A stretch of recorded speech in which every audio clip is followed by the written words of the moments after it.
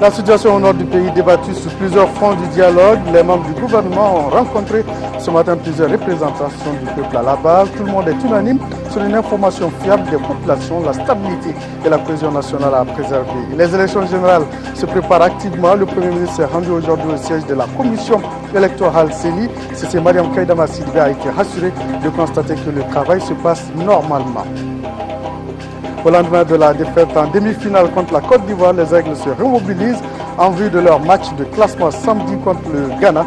Nous reviendrons en fin d'édition sur les réactions d'après-match. Vendredi 9 février 2012, bonsoir à tous et bienvenue à cette édition. Le ministre français chargé de la coopération a été reçu en audience par le président de la République, Amadou Toumani Touré. Henri de Reincourt a réaffirmé l'attachement de son pays au respect de l'unité et de l'intégrité du Mali, sans oublier le respect des institutions. La France appelle à un cessez-le-feu dans les combats au nord Mali. Pour Paris, il faut taire les armes pour laisser la place au dialogue. Yaya Konaté. En se rendant au palais présidentiel de Koulouba ce jeudi, le ministre français chargé de la coopération était porteur des messages de paix des autorités françaises. Paix dans le nord du Mali, troublé aujourd'hui par les attaques de la rébellion ayant entraîné des combats avec des pertes en vies humaines. Une escalade de la violence face à laquelle la France demande un cessez-le-feu préalable à un dialogue constructif. La question du nord du Mali n'est pas à proprement parler une question nouvelle qu'on découvre comme ça par hasard, puisqu'il y a déjà eu à plusieurs reprises des moments de tension un peu plus forts et qui ont donné lieu à chaque fois à des rencontres, à la mise en place d'accords nouveaux avec des mesures concrètes, et donc à chaque fois et régulièrement il faut faire le point, procéder aux évaluations, et c'est donc bien aussi ce dont il s'agit en ce moment, et je crois que le gouvernement malien a fait les ouvertures nécessaires pour que la discussion puisse s'engager, mais pour qu'une discussion confiante et réaliste puisse débuter, il faut déjà que les armes se taisent. On ne peut pas se parler quand le canon tonne. Condamnation des violences sous toutes leurs formes, attachement à l'intégrité du territoire du Mali, au respect des institutions. Voici résumé quelques-uns des principes qui sous-tendent la position française sur le dossier du Nord Mali. Les atrocités qui ont été constatées sont clairement et fortement condamnées par la France sans aucune exception. Ces atrocités sont totalement inacceptables. La France a une position qui est extrêmement claire, qui a été réaffirmée par nos plus hautes autorités, qui est que l'unité, l'intégrité, les institutions du Mali doivent être préservées parce que c'est, je crois, une des forces et un des atouts primordiaux pour ce grand pays. Le Mali, estime Henri de Reincourt, a été et demeure un acteur important de la paix sur le continent africain. Nul doute que le pays a donc vocation à vivre dans la paix et les autorités françaises réaffirment leur disponibilité à accompagner les nôtres sur cette voie. Le ministre chargé de la coopération auprès du ministre d'État, ministre des Affaires étrangères européennes, Henri de Reincourt, a été également reçu en audience cet après-midi par le président de l'Assemblée nationale, le professeur Dioncounda Traoré. Comme on pouvait s'y attendre, la situation au nord Mali et les élections présidentielles sont entre autres sujets qui ont été surtout évoqués par ces personnalités pour la résolution de cette crise. Vous l'avez entendu tout à l'heure, la France propose aux plus hautes autorités d'entreprendre des initiatives permettant la cessation des hostilités et conditions indispensables pour tout processus de développement humain durable. Nous restons à l'Assemblée nationale, l'institution qui a remis cet après-midi aux forces armées un chèque de 20 millions de francs CFA. Par ce geste, les élus nationaux entendent apporter leur soutien aux militaires. La cérémonie présidée par le Premier ministre, par le premier vice-président de l'Assemblée nationale, a réuni députés et responsables de l'armée. Le reportage de Isaac Chen. L'Assemblée nationale a décidé d'accompagner et d'encourager nos forces de sécurité dans leur mission de défense du territoire. À cet effet, elle vient de remettre un chèque de 20 millions de francs CFA au ministère de la Défense et des anciens combattants. Vous savez que notre pays traverse une situation extrêmement difficile à laquelle les représentants du peuple malien sont sensibles. Une situation dans laquelle les forces armées de sécurité emploient des efforts nuit et jour pour la maîtriser, la stabiliser, pour amener la paix et la sécurité dans notre pays. Un geste réconfortant apprécié à sa juste valeur. Ce n'est pas tant le montant qui a une valeur, mais ce qui est important, ce que nous trouvons dans ce geste,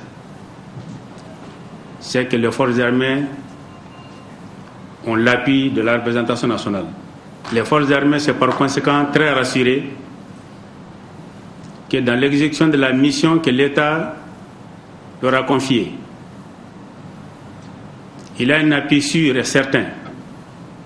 C'est que tous les députés du Mali, de toutes les régions, de tous les secteurs du Mali, appuient les forces armées et les aident et les encouragent. Je pense que c'est le plus grand message que nous pouvons recevoir. Et ce message nous va droit au cœur. Ce soutien à nos forces armées dénote la solidarité entre le peuple et son armée.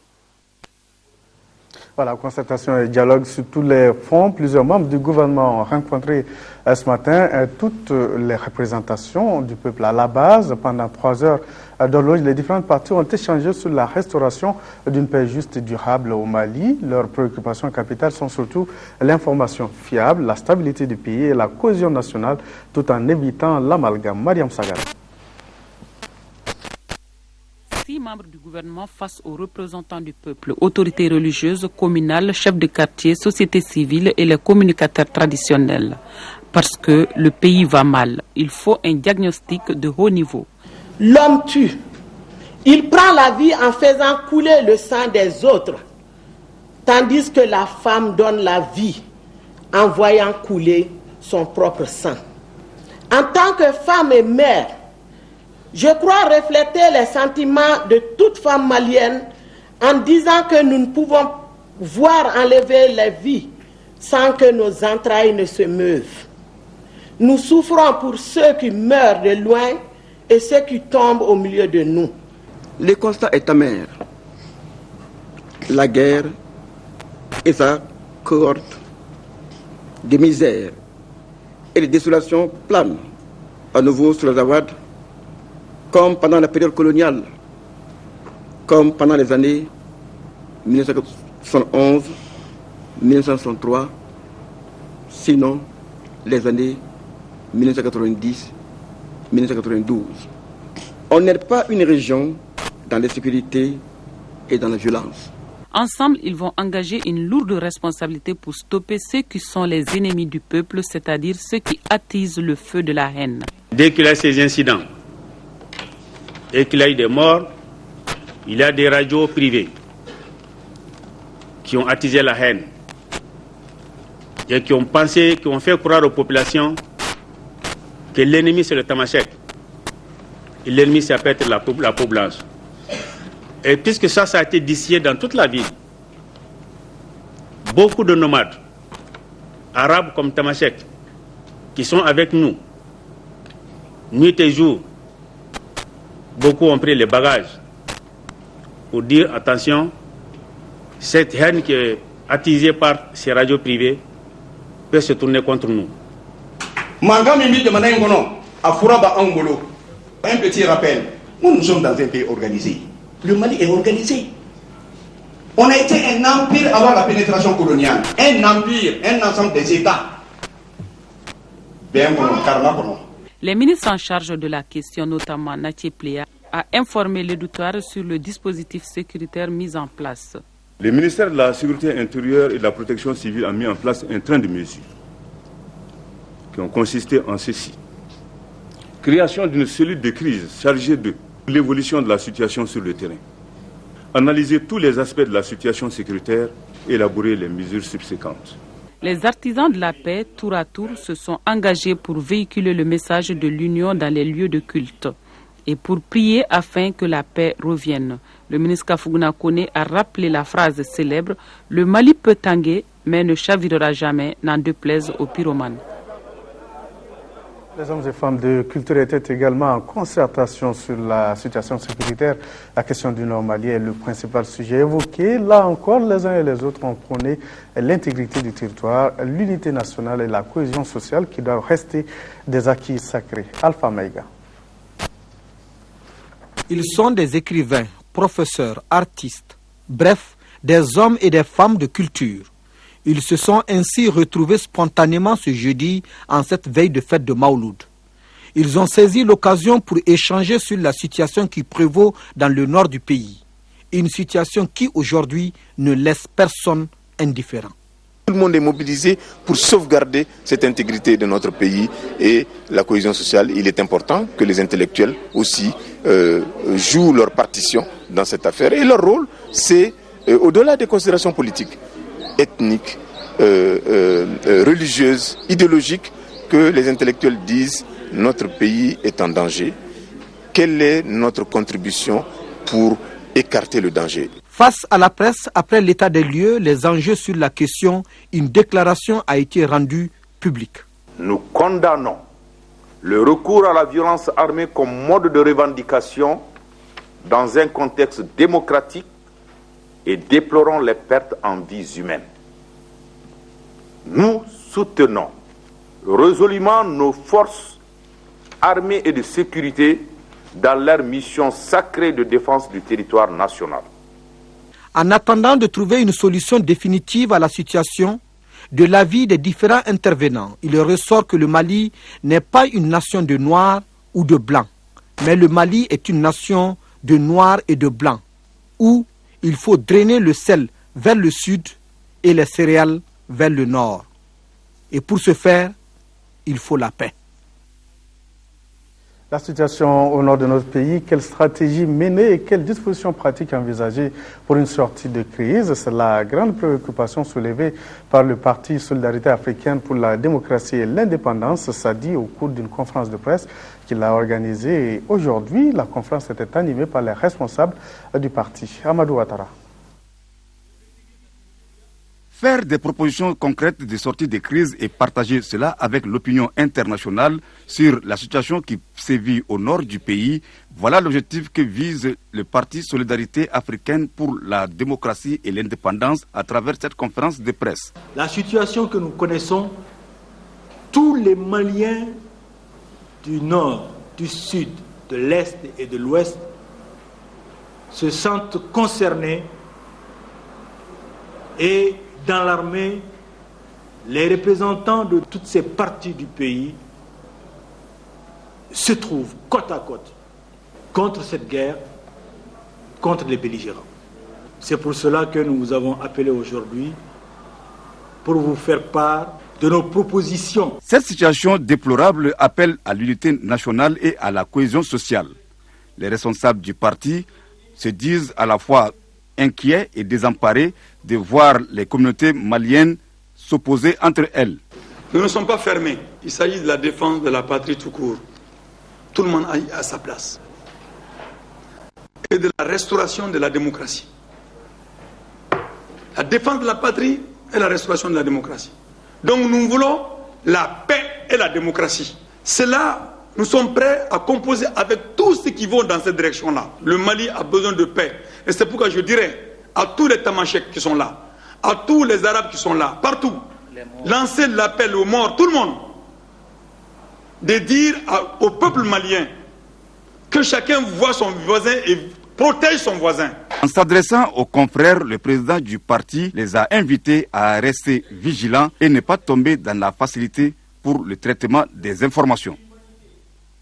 Et sur cette question, nous avons reçu ce soir les messages du Conseil des Maliens du Sénégal, le Parti du Renouveau démocratique et du Travail, PRDT, le Bureau exécutif national de l'Association des jeunes diplômés volontaires AJDV-APEJ, le Conseil des Maliens du Niger, le groupe Pivot Droit et Citoyenneté chez des femmes, le Syndicat national des commerçants détaillants du Mali, SINACODEM, le Front pour le développement du Mali, Mali Nyata Djekoulou, le collectif des chauffeurs du ministère de l'administration territoriale et des collectivités locales, l'Union des jeunes patriotes du Mali, UJPM, l'association des ressortissants de sang à Bamako, le mouvement patriotique caïsien pour le travail et le changement, le Conseil des Maliens de la République démocratique du Congo, tous condamnent avec la dernière énergie les attaques rebelles, les crimes et atrocités commis dans le nord du Mali, pris pour le repos de l'âme des victimes, réaffirment leur soutien indéfectible aux forces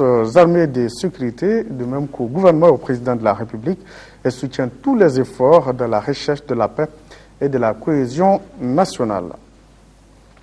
Et puis à l'issue de sa rencontre d'information du 8 février 2012 avec le bureau du syndicat national de l'éducation de base, à SINEB, sur la suspension de son mot d'ordre de grève sur toute l'étendue du territoire national suite aux événements du Nord, l'AMSUNEM salue et félicite le dit syndicat pour ce geste hautement patriotique. Le bureau de l'AMSUNEM invite tous les partenaires de l'école, le gouvernement comme société civile à s'impliquer davantage pour que cette accalmie soit une occasion pour juguler définitivement les points de désaccord. Le Premier ministre, chef du gouvernement, Sissé Mariam Kaïdama Sidibé, a reçu ce matin une audience successivement le nouvel ambassadeur de Tunisie au Mali, Tarak Ben Salem, et celui de Sa Majesté le roi du Maroc au Mali, Hassan Nassiri. Entre le Premier ministre et les deux diplomates, il a surtout été question du renforcement de la coopération entre le Mali et les deux pays. Adama Tangara. La première personnalité reçue en audience par le Premier ministre chef du gouvernement est Tarak Ben Salem, nouvel ambassadeur de la Tunisie au Mali. Ils ont évoqué les voies et moyens de renforcer la coopération entre les deux pays dans plusieurs domaines, notamment en matière de santé, de formation professionnelle et d'échanges universitaires. Ils ont aussi évoqué l'évolution de la situation sécuritaire au nord du Mali. Nous avons exprimé à Madame le Premier ministre notre attachement à l'intégrité territoriale du Mali et à la paix entre les différentes composantes de la société malienne.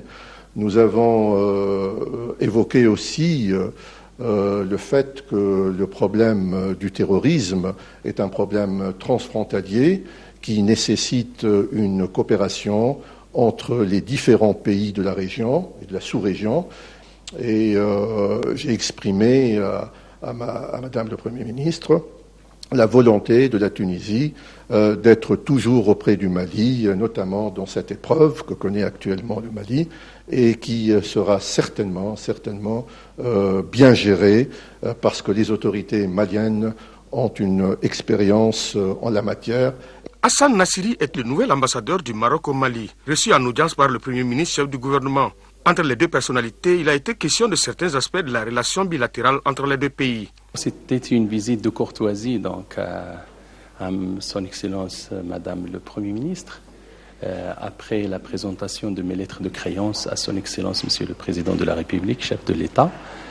Donc c'était une occasion aussi d'évoquer certains aspects de nos relations bilatérales et aussi donc de réfléchir sur les moyens et les voies pour les approfondir davantage, pour les consolider et pour multiplier les initiatives et les démarches en ce sens. C'était une audience donc qui s'est passée dans un climat empreint de cordialité, empreint de franchise et de fraternité. A rappelé que le Mali entretient de bonnes relations de coopération avec la Tunisie et le Maroc dans plusieurs domaines. Le chef du gouvernement qui a visité cet après-midi les locaux de la CENI, la Commission électorale nationale indépendante, objectif s'imprégner des conditions de travail de ses agents et surtout s'assurer du déroulement normal des préparatifs des élections. Saba Sissoko. Pour s'assurer des conditions de travail des agents de la CENI, le chef du gouvernement a tenu à se rendre elle-même sur les lieux. Accompagné de quelques membres du gouvernement et de ses proches collaborateurs, Sissé Mariam Kaïdama Sidibé a visité les bureaux, échangé avec les uns et les autres avant de se réunir avec les membres de la CENI. Après 90 jours des élections présidentielles, la CENI est confiante. Sur le terrain, elle a terminé la mise en place de ces démembrements dans les cercles, régions et communes que compte le Mali et dans les ambassades du Mali à l'extérieur. Au jour d'aujourd'hui, nous travaillons à la supervision de l'élaboration du fichier électoral. Après les travaux des commissions administratives, il est question maintenant par la délégation générale aux élections d'élaborer le fichier électoral. Nous avons travaillé, nous sommes en train de travailler avec la délégation générale. Nous supervisons cette phase-là, qui est une phase importante dans le processus électoral. Après, nous passerons à la phase d'impression des cartes d'électeurs, à la distribution des matériels électoraux et à l'accréditation des observateurs. Ça nous rassure que le gouvernement aussi fait tout pour que les élections aient lieu. Nous ferons tout pour que la crédibilité de ces élections soit respectée. Le budget de la CENI, c'est 6 milliards 68 millions. Et il est exécuté par mandatement. Et chaque fois que nous exprimons un besoin, il est satisfait tout de suite. Pour le Premier ministre, le message est clair. Les élections générales sont maintenues. Le gouvernement mettra tout en œuvre pour leur bon déroulement. J'ai été vraiment rassurée que tout se passe bien, que les moyens, tant financiers, matériels que techniques, ont été mis à disposition et que le travail se déroule normalement. Vous avez suivi à la télévision quand le président a reçu les partis politiques qui avaient dit qu'eux-mêmes n'avaient rien dit, mais que c'est le président qui leur a réaffirmé que les élections auront lieu à date et qu'à son niveau il n'y a pas de changement. Il était donc nécessaire que nous venions en informer officiellement le président de la CENI et pour lui demander en tout cas de tenir le cap, que les élections, s'il plaît à Dieu, se tiendront aux dates convenues. Ouverture ce matin à Bamako de la première revue conjointe du plan opérationnel du programme décennal de développement de la justice, le PODEJ. Les participants à cette réunion devront dresser le bilan des réalisations faites dans le cadre du projet. Plusieurs activités ont vu le jour dans le cadre du plan opérationnel. Il s'agit entre autres de la construction des maisons d'arrêt dans certaines régions, la réalisation d'une étude sur l'harmonisation des conventions internationales et autres. Agali Agagissa. Le plan opérationnel du programme décennal de développement de la justice PODEJ a été élaboré en 2010.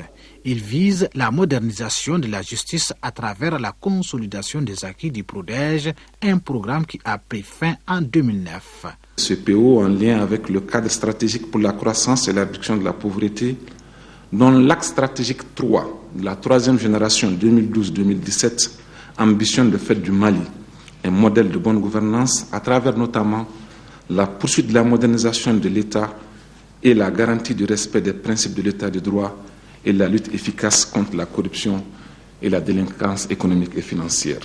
La tenue de cette première revue conjointe du plan opérationnel du PODEJ fait le bilan des activités réalisées en 2011. Cette première revue intervient dans un contexte assez intéressant, marqué surtout par l'adoption d'un plan opérationnel chiffré de mise en œuvre du PODEJ 2010-2014, assorti d'un dispositif de suivi-évaluation participatif, l'existence d'un comité aviseur genre fonctionnel, le renforcement des synergies entre la justice et les structures de contrôle, le développement et l'implantation de systèmes informatisés de gestion en matière de dossiers et registres judiciaires, de comptabilité matière et de personnel. D'un coût prévisionnel de plus de 48 milliards de francs CFA, le plan s'articule autour de 4 axes, dont la refondation des valeurs de la justice et la lutte contre l'impunité. Et puis ce communiqué, le ministre de la Justice, Garde des Sceaux, communique le concours de recrutement des auditeurs de justice ouvert suivant communiqué en date du 1er novembre 2011, initialement prévu pour les 11 et 12 février 2012 et reporté à une date ultérieure. Le ministre de la Justice, Garde des Sceaux, compte sur la bonne compréhension de tous. Signature cet après-midi entre le gouvernement du Mali et ses partenaires techniques et financiers de l'arrangement spécifique relatif à l'appui budgétaire général. Ce nouvel arrangement vise à soutenir le cadre stratégique pour la croissance et la réduction de la pauvreté pour la période 2012-2017. Ce nouveau document apporte plusieurs innovations par rapport à l'ancien signé en juin 2007. Amadou Sankari. Ce nouvel arrangement spécifique relatif à l'appui budgétaire général vise à accompagner les efforts du gouvernement dans la lutte contre la pauvreté. À travers cet instrument, le cadre stratégique pour la croissance et la réduction de la pauvreté pourra développer son programme pour la période 2012-2017. Pour le gouvernement du Mali et ses partenaires, la mise en œuvre de cette nouvelle disposition doit permettre davantage à une amélioration significative des conditions de vie des populations maliennes. Pour ce faire, des innovations ont été apportées à ces documents. Ce nouvel arrangement se distingue du premier arrangement par des innovations, dont la création d'un comité conjoint en vue d'améliorer le suivi du processus d'appui budgétaire. Il prévoit également l'élaboration d'une matrice conjointe pluriannuelle des déclencheurs déterminant les décaissements d'appui budgétaire général. La mise en œuvre de l'arrangement spécifique permettra, entre autres, de faciliter l'alignement des appuis budgétaires sur les priorités du CSCAP. Pour le ministre de l'Économie et des Finances, la mise en œuvre du premier arrangement spécifique est globalement satisfaisante au regard de la participation des partenaires du Mali. Au titre du volume des fonds mobilisés en appui budgétaire généraux, les décaissements sont passés de 47 milliards de francs CFA en 2007 à 100 milliards de francs CFA en 2011 et un montant total de 380 milliards de francs CFA a été mobilisé sur la période au titre de l'appui budgétaire général. Le gouvernement de la République du Mali prendra toutes les dispositions pour améliorer la gestion, la rendre plus efficace afin qu'on puisse démontrer que l'appui budgétaire est l'un des meilleurs instruments, voire le meilleur pour la délivrance de l'aide et ce au profit du développement et particulièrement la lutte contre la pauvreté. Pour plus d'efficacité, les deux parties entendent mettre l'accent sur le dialogue et la communication pour combler toute insuffisance liée au processus d'appui budgétaire. Les procédures applicables à l'importation des produits pétroliers, le sujet est au centre d'une journée de réflexion ouverte ce matin à Bamako. La rencontre devra permettre de débattre des difficultés rencontrées dans le processus de ravitaillement du Mali en produits pétroliers. Elle devra aussi proposer des solutions aux problèmes identifiés en vue de renforcer le dispositif d'importation des hydrocarbures. Hamata Konate. Les acteurs impliqués dans le processus d'importation des produits pétroliers se concertent pour s'accorder sur les mesures applicables en matière d'approvisionnement du Mali en hydrocarbures. Autrement dit, ils vont convenir des procédures de livraison et de paiement de ces marchandises, entre autres. Pour atteindre cet objectif, les participants passeront au pain fin les difficultés rencontrées par les uns et les autres dans le domaine. Des réflexions seront également menées pour des solutions idoines aux problèmes identifiés pendant la journée. Je vous invite en conséquence à être très pragmatique, à être également innovateur pour proposer des choses opérationnelles et très concrètes. Ont répondu présents à cette rencontre les responsables de la société d'inspection et de contrôle des marchandises Bivac Mali, les fournisseurs et contrôleurs, les représentants de la Banque de développement du Mali, BDM, et ceux des groupements d'importateurs. Cet espace de dialogue devra contribuer à assurer le ravitaillement régulier du pays en produits pétroliers. À en croire le ministre, le pétrole est l'un des maillons essentiels de l'économie malienne. La station d'épuration des eaux usées provenant de la pratique de la teinture sera bientôt opérationnelle. Le ministre de l'Environnement et de l'Assainissement était ce matin sur les lieux pour constater l'état d'avancement des travaux de la construction de la station, dotée de 2 bassins de réception, d'un puits, d'un décanteur et d'un filtre. L'ouvrage permettra de traiter les eaux pour ensuite les déverser dans le fleuve. Cette initiative contribuera à assainir la ville de Bamako qui compte un nombre important de teinturières. Le reportage de Salma Tadao. Le bassin, très prisé chez nous au Mali, ainsi qu'à l'extérieur, fait que le nombre de teinturières augmente. On en trouve presque dans chaque rue. Chaque teinturerie peut utiliser 500 litres d'eau par jour. Ces eaux bourrées de produits chimiques toxiques sont pour la plupart du temps déversées dans les rues. Cela rend les lieux insalubres et met en danger la santé des habitants. Le ministère de l'Environnement et de l'Assainissement a trouvé une solution à ce problème. Une station d'épuration des eaux usées provenant de la teinturerie est en construction. L'ouvrage permettra de traiter ces eaux et les déversera dans le fleuve. Une fois déversées dans le bassin, ces eaux sont relevées par des pompes installé dans un puits qui pompe l'eau vers le décanteur dans lequel un système est installé, un système de traitement chimique. Après le décanteur, l'eau passe par le filtre et pour aller vers le milieu récepteur qui est le fleuve Niger. Les eaux traitées n'ont pas d'effet sur la population. La station qui sera bientôt opérationnelle est financée par le budget national à près de 139 millions de francs CFA. Les travaux avancent normalement et je pense que le délai qui est imparti à l'entreprise sera tenu. C'est vrai que les teinturières apportent beaucoup de valeur ajoutée pour notre société, aussi bien en termes de création des richesses qu'en termes culturels, mais c'est une activité qui a un coût. Et le coût, c'est la pollution environnementale. On a décidé de construire une station qui va recevoir et traiter les eaux de teinturerie, ce qui permettra de mettre à l'abri la nappe phréatique et également d'assainir l'environnement de travail des teinturières. Ce sont les eaux de 463 sites de teinturerie recensés dans toutes les communes de Bamako qui seront traitées par la station. Environ 300 mètres cubes d'eau seront traités chaque 2 jours. Les responsables de la station informent que le site ne dégagera pas d'odeur insupportable puisque l'eau ne restera stockée au maximum que 48 heures. Plus de 2,5 milliards de francs CFA, c'est le coût du nouveau projet de gestion des risques de catastrophes et d'adaptation au changement climatique lancé aujourd'hui à Bamako.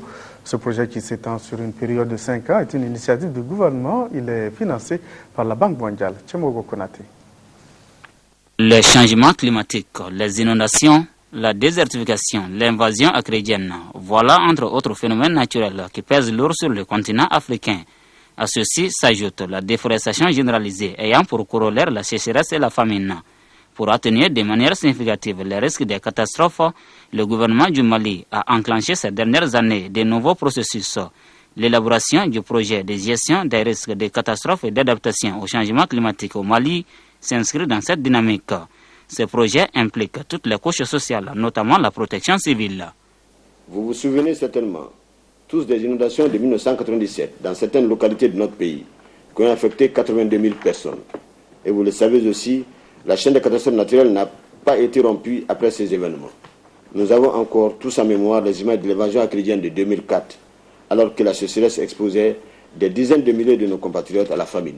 Pour le colonel-major Traoré, ces calamités que le pays a connues par le passé doivent susciter des interrogations.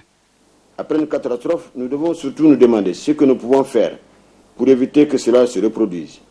Que doit-il se passer pour empêcher la fois suivante qu'un phénomène naturel ne se transforme en catastrophe naturelle?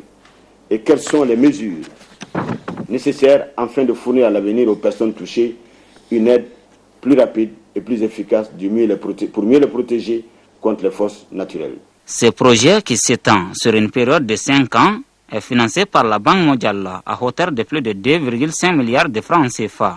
Ce projet est financé sur la base d'un partenariat qui est une initiative globale au niveau international qui se veut être un outil à la disposition des pays vulnérables pour s'armer contre les risques liés au changement climatique, aux catastrophes et à la gestion des risques liés à ces intempéries et autres difficultés. Le projet de gestion des risques de catastrophes et d'adaptation au changement climatique est le 3e du genre.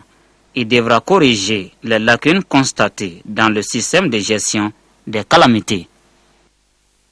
La compagnie malienne pour le développement des textiles CMDT a tenu dans ses locaux la 68e session de son conseil d'administration, le bilan de la campagne de commercialisation et d'égrainage 2010-2012 ainsi que l'adoption du budget 2012 par les administrateurs était à l'ordre du jour. Nyanya Alou Traoré.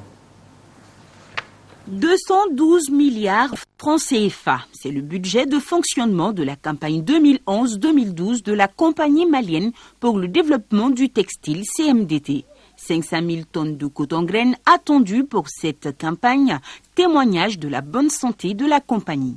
La production du coton-graine, la prévision initiale était de 500 000 tonnes à cause des difficultés de pluviométrie.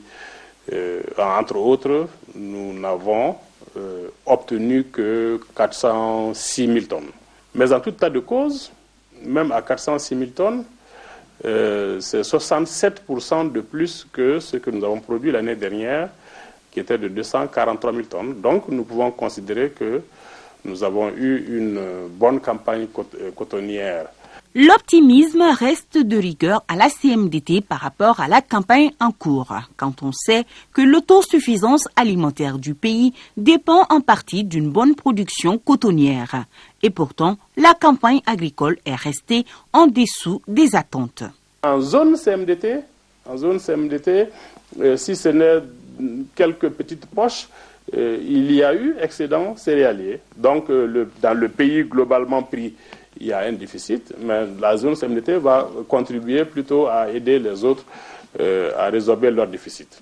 La CMDT ambitionne pour 2012 de grandes actions pour dynamiser le secteur. Elle compte renouveler son parc industriel et roulant afin d'offrir de plus grandes possibilités aux acteurs du domaine. Nous sommes fortement engagés dans une dynamique de relance et en 2012-2013, nous espérons continuer à progresser dans la perspective de la relance de la culture du coton. Par ailleurs, notez que la CMDT a été créée en 1974. Elle possède plusieurs zones de production à travers le pays, à savoir Sikasso, Koutiala, Fana et Kita. Voilà, Fana, qui fait partie de la deuxième région, on produit beaucoup de coton. Nous partons pour la deuxième région où l'Assemblée régionale a réuni l'ensemble de ses partenaires pour réfléchir sur les questions de développement. Le point avec Seydou Traoré. L'Assemblée régionale de Koulikoro a initié cette table ronde pour présenter son schéma directeur régional de la formation professionnelle pour l'emploi aux partenaires techniques et financiers. Ce schéma en question a été élaboré avec la participation de toutes les catégories d'acteurs régionaux, locaux et nationaux. Une belle manière de susciter l'appui des partenaires au développement. Nous avons foi qui vont nous accompagner quant à sa mise en œuvre. Et tout n'est pas parfait dans ce document. On va ensemble corriger les imperfections et aussi voir les perspectives d'avenir pour un développement durable. Parce que sans la formation professionnelle, nous n'aurons jamais des ressources humaines capables de booster le développement économique régional et local. Les responsables de l'Assemblée régionale se félicitent de l'engouement suscité par le schéma régional de la formation professionnelle et technique auprès des collectivités et du secteur privé. Sa mise en œuvre permettra de renforcer les compétences des acteurs économiques et favoriser l'insertion des jeunes. Ce sont ces espaces qui permettent à la région de mieux mobiliser toutes les ressources, tous les intervenants pour avoir une vision commune et mener des activités en fonction des spécificités de toutes les structures. Ça permet de valoriser les interventions et puis conjuguer les efforts. Parce qu'il y a certaines structures qui interviennent, ils ne sont pas très bien connus, ils ne sont pas bien perçus, alors que ils font des actions qui sont très importantes pour la région. Ce cadre de concertation et de négociation permettra aussi à l'Assemblée régionale de Koulikoro d'élaborer des plans opérationnels annuels objectifs et réalistes en faveur de la jeunesse. À Koulikoro, on a également beaucoup de supporters des Aigles du Mali qui sont inclinés hier devant les éléphants de Côte d'Ivoire en demi-finale de la Coupe d'Afrique des Nations de football. En dépit de cette défaite, l'équipe du Mali, qui s'est surtout illustrée par une certaine cohésion, entend se remobiliser pour la 3e place samedi contre le Ghana à Malabo. Côté ivoirien, c'est la satisfaction de se retrouver en finale 20 ans après le succès de Dakar en 1992. Nous proposons d'écouter le capitaine du Mali et le buteur de la rencontre d'hier, Cédric Kanté, et Yao Kwasi Gervignon au micro de Kodji Sibi. On nous a mis beaucoup de pression, ils ont touché les poteaux, ils ont vraiment bien joué, mais après le rythme a baissé et on en a profité pour développer notre jeu. Je pense qu'on a joué vraiment avec un super état d'esprit. On n'était pas favoris aujourd'hui, mais on voulait emmener cette équipe en finale. 40 ans après la dernière finale de Coupe d'Afrique, on a travaillé comme jamais pour emmener le pays en finale de cette Coupe d'Afrique. Parce qu'on en voulait plus, même si la compétition était déjà réussie, puisqu'on était en demi-finale, on voulait pas s'arrêter là. Et je pense qu'on a montré aujourd'hui un Mali conquérant qui voulait aller en finale. Malheureusement, ils ont des qualités individuelles telles que la moindre petite erreur est exploitée et malheureusement, ça s'est retourné contre nous. C'est vrai qu'on a fini 4e en 2002-2004, il faut faire mieux. On a un groupe vraiment avec des grosses qualités mentales, un gros état d'esprit. Je pense que le pays peut être fier de ces jeunes joueurs. Il faut gagner samedi, il faut se remobiliser, bien récupérer. Et si on finit 3e, on pourra rentrer au Mali avec le sentiment du devoir accompli. Pourquoi on est revenu? C'est parce qu'on sentait qu'il y avait beaucoup de jeunes avec de la qualité, mais qu'ils avaient besoin de notre aide, je pense, parce que nous, on a quand même de l'expérience. Et parce qu'on se sentait redevable avec l'équipe nationale qui nous avait beaucoup apporté, mais on n'avait pas eu les résultats escomptés. Bon, on va continuer à les guider parce qu'ils sont à l'écoute, ils ont beaucoup progressé pendant cette compétition. Ils ont compris qu'on ne va pas en équipe nationale quand on part en vacances au soleil, que c'était quelque chose d'incroyable et qu'on pouvait vivre des moments très forts. Et je pense que ce soit les gens au Mali ou dans l'équipe ou les jeunes joueurs, ils ont vu que les sentiments que ça procure de gagner des matchs, et j'espère que c'est que le début d'une... Même si moi et Seydou, dans quelques années, ou peut-être très bientôt, on ne sera plus là, j'espère que c'est quand même le début d'une belle période pour le football malien. C'est un événement que la Côte d'Ivoire attendait depuis fort longtemps. Aujourd'hui, on est très heureux d'être en finale. Et voilà, je pense que c'est un boulot qui a été fait depuis fort longtemps. Ça n'a pas été un match facile, on s'attendait à ce match difficile, parce que le Mali avait une bonne équipe en place, ils ont fait un bon tournoi aussi. Mais le plus important, c'était que la Côte d'Ivoire gagne ce match. Aujourd'hui, la Côte d'Ivoire tout entière est fière d'avoir gagné aujourd'hui ce match. Et donc voilà, et on est en finale. Voilà, sportivement, bon vent à la Côte d'Ivoire pour sa finale contre la Zambie. Et puis, bon vent pour les Aigles du Mali pour le match de classement contre le Ghana samedi à Malabo. Et justement, par rapport aux Aigles du Mali, le président de l'Assemblée nationale, le professeur Dioncounda Traoré, a suivi avec beaucoup d'intérêt le brillant parcours des Aigles du Mali à la CAN 2012. Plus que ce parcours honorable, comment ne pas saluer l'excellent esprit d'équipe et de don de soi dans l'exemple le plus frappant a été donné lors du match référence Mali-Côte d'Ivoire. Véritablement, poursuit le communiqué du président de l'Assemblée nationale. Une nouvelle équipe nationale est née et tant mieux pour notre peuple qui n'en demande pas moins à ses représentants à tous les niveaux. Le professeur Dioncounda Traoré souhaite que cette équipe nationale QV 2012 nous amène dans les mois et années à venir au firmament du football africain, pourquoi pas mondial. Enfin, le président de l'Assemblée nationale, au nom de la représentation nationale, adresse ses vives félicitations à l'équipe nationale, à l'encadrement technique, au département des sports et à l'ensemble du public sportif malien. Ces vives et chaleureuses félicitations puisse la flamme de Libreville se maintenir. Allez les Aigles en avant pour d'autres challenges. Fini le communiqué. Ce journal également est fini. Merci de l'avoir suivi. Très bonne suite de programme sur l'ORTM.